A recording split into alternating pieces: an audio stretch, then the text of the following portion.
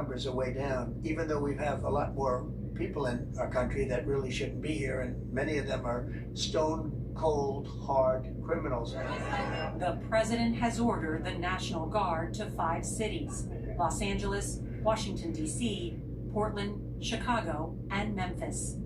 This past Tuesday, while speaking to American troops in Japan, you talked about U.S. cities that are having trouble with crime, and you said, if we need more than the National Guard, we'll send more than the National Guard. What does that mean, send more than the National Guard? Well, if you had to send in the Army or if you had to send in the Marines, I'd do that in a heartbeat. You know, you have a thing called the Insurrection Act. You know that, right? Mm-hmm. Do you know that I could use that immediately and no judge can even challenge you on that? But I haven't chosen to do it because I haven't felt we need it. So you're going to send the military into American cities? Well, if I wanted to, I could. If I wanted to use the Insurrection Act. The Insurrection Act has been used routinely by presidents, and if I needed it, that would mean I could bring in the Army, the Marines, I could bring in whoever I want. But I haven't chosen to use it. I hope you give me credit for that.